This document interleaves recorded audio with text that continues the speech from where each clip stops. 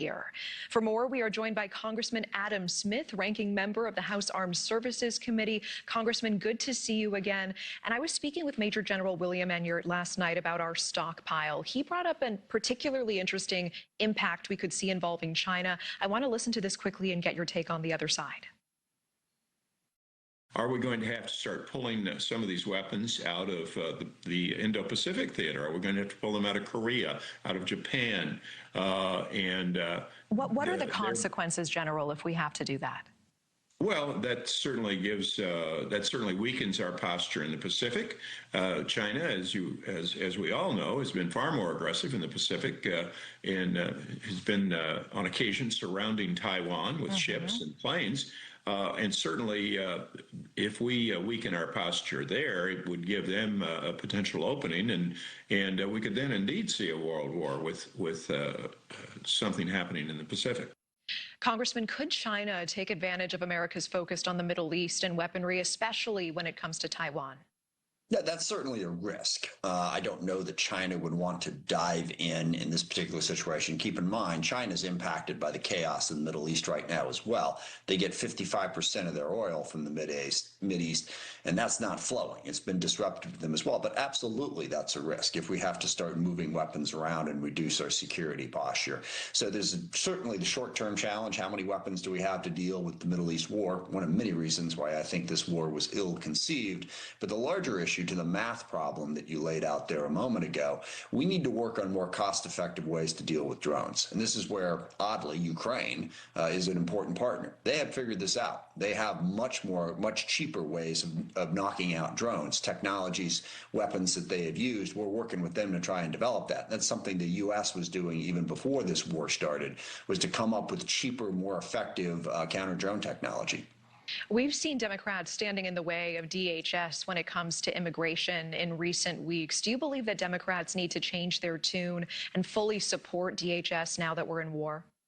Well, no, I don't. And it's a ridiculous argument that the Republicans are making. I mean, first of all, the abuses of ICE haven't gone away. Just because Donald Trump started a very ill-advised major Middle East war in the middle of it, Americans should still have their rights protected. They should not have ICE agents violating their rights and acting like a paramilitary force all across the country, pulling people out of cars, arresting them, detaining them without due process, without probable cause, using aggressive, violent tactics that have seen now, I think it's 3 separate Americans have been killed. That needs to be dealt with. As far as the parts of DHS that are not ICE, we have said we will fund those.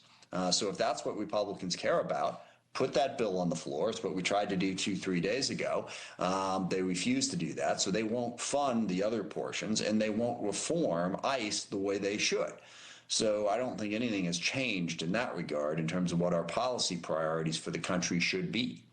President Trump has not ruled out American boots on the ground in Iran, and we hear officials at the Department of War saying it would not be a large-scale invasion. It would be a limited mission carried out by small special forces teams working with nuclear experts, and it could involve entering heavily fortified underground facilities. Do you believe that the president will be sending troops to Iran, and would you support that?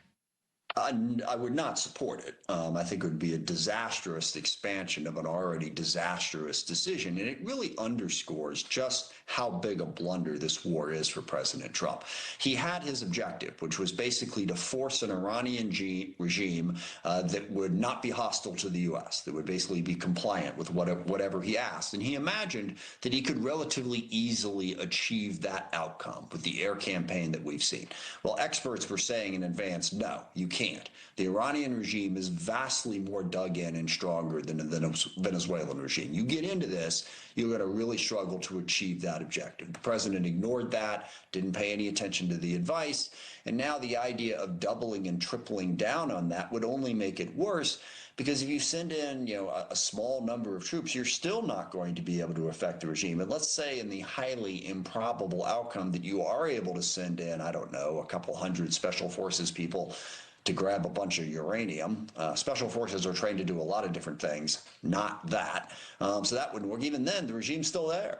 I mean, they could still reconstitute the whole system. So I think it's time for us to find a vastly more intelligent off-ramp from this ill-conceived war whose costs are going up and whose benefits are turning out to be a lot smaller than the president envisioned. Congressman Adam Smith, thank you for the perspective and time tonight. Thank you. All right, for more now, we are joined by Eli Kohanim, former U.S. Deputy Envoy to combat anti